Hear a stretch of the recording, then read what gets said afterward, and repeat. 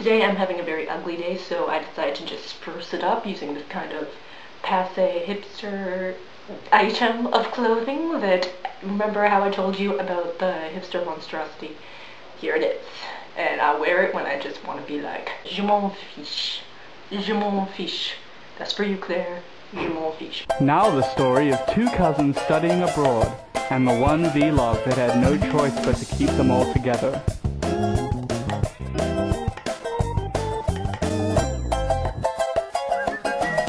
It's Cousinhood 2.0.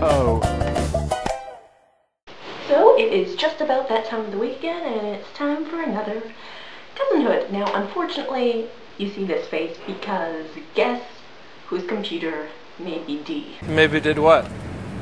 He maybe did. Yeah, I know, but what did he maybe do? He maybe did. Yeah, maybe he did, maybe he didn't. What did he maybe do? No, he maybe did. It's B, so you don't get to see her for some time, which is sad.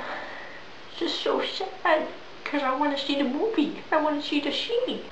So you get to see this face for a while, and I know it's no Sheen, but I'll do my best. I'll do my best. I don't know what it is about study abroad, but I think it's kind of like a universal rule that when you go to study abroad, your computer has to die while you're abroad. Meaning there's no hope of redemption, because everywhere outside of America has terrible, terrible customer service. This was me about like a year and a half ago, no, like a year ago. I arrived in France very first week. My computer died, like just completely died. It was the motherboard. The motherboard blew. I mean, for Christ's sake, the goddamn motherboard. Yeah. And so I'm talking to them, I'm freaking out on them, and I'm like, guys, fix this. And they're like, okay, you're gonna have to go through France Dell. I have a Dell. And they're like, go through the French customer service. And if you know anything about French customer service, it's notoriously difficult.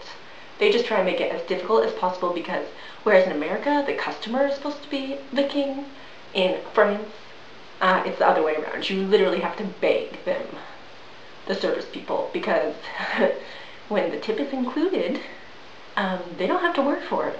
And I know that's just specifically the waiting industry, the dining industry, but that kind of extends to the general attitude overall. Anyway, so that's why it took me a month after my computer died in France to get through to them, and apparently you literally have to yell at them in French. Like, I was so grateful for my French host mother, because she was literally bitching them out, like, on the phone. She was like, listen up, guys, we have an American here, you're giving her a really bad impression, and I just can't believe it. And it was just really bizarre to me, because she was like, you don't give a fuck about anyone, but she was doing it like she was using the formal form, like, vous vous foutez du monde, mais vraiment, mais, it was just a bizarre combination, very French. So that's really unfortunate. Jean, I don't know when you're going to get your computer back, hopefully soon, because we need to see your smiling face and see less of this kind of ensemble. And I have decided what I'm going to do is just bore you, so you should really stop the video now, because I'm going to go through a line-by-line analysis of how the Joanna Newsom song Peach Plum Pear applies to She Who Shall Not Be Named. Let's call her Egg, or alternatively Bland. Now, remember how freshman year, towards the end of the year, when I was having, you know, that drama, remember that time when we were sitting in the grill and that drama happened, and it's all part of the blanket, it's all related. And I was like, oh my god, this song, Peach Plum Pear, is so all about She Who Shall Not Be Named. And I remember specifically explaining it to you there. And we're gonna go through a similar thing here, so this is why you should stop the video now. To make this more interesting, I guess we'll do some little hand gesture dancing along to the music. Yeah. We speak in the store. That's me when I ran into She Who Shall Not Be Named in Proctor the other day. We ran into each other, we were speaking in the store, except it was more like psh, psh, psh. I'm a sensitive boy. Sensitive boy, self-explanatory. You seem social than you have been in the past. And I'm oozing surprise. More like I'm oozing nose drippings out of my nose because I'm not crying. It's just been raining on my face. But it's late in the day. My favorite hand gesture, because it's dinner time, we're at Proctor getting our dinners. And you're well on your way. To becoming Miss Popularity. What was golden went gray, and I'm suddenly shy. Self-explanatory, like no comment necessary. This is all pretty obvious, obviously. And the gathering floozy, afford to be choosy. That again refers to she who shall not be named, affording to be choosy, because, you know how it goes when you've got all the social in the world. You're just like, social bunny? What the hell is that? I don't know of any social bunny, and you're like, excuse me, the social bunny is my BFF at the moment. I've just been social bunnying it up.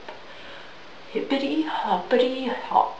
And all sneezing darkly. Because I have a cold. And the dimming divide. Obviously we have reached the parting of the ways.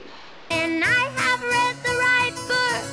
The right books have pretty much been The Sounders and the David Foster Wallace I've been reading. Brief Interviews with Hideous Men, excuse me, that's so me. To interpret your looks. The looks pretty much being, this is news to me that you exist. You were knocking me down with the palm of your eye. Because she was essentially like, what the hell are you doing looking at me? So na na na na na na na na na na na na na na. This is unlike the story it was written to be. When I wrote you that letter, I was riding its back when it used to ride me. because when I took control of writing that letter, what used to take control of writing that letter, the analogy's not perfect. And we were galloping manic to the mouth of the source. And we were swallowing panic in the face of its force. Because we were completely out of control, and I had a freak out attack. Yeah, which essentially leaves me. And I am blue.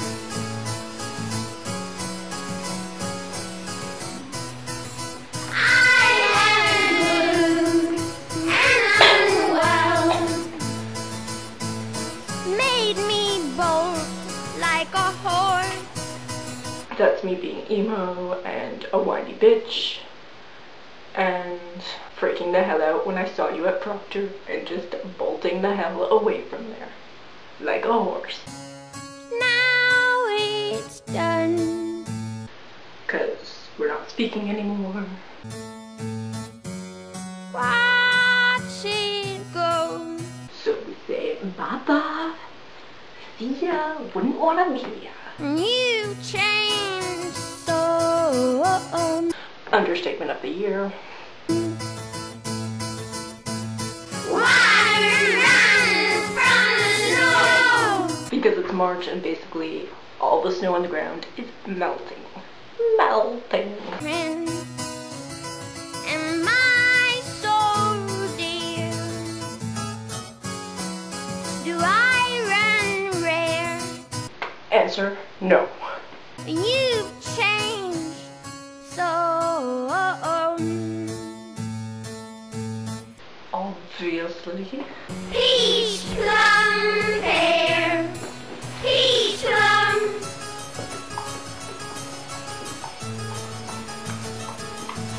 Yeah, we're gonna leave it there. I'll see you again next week. Enjoy this beautiful face because you're gonna be seeing a lot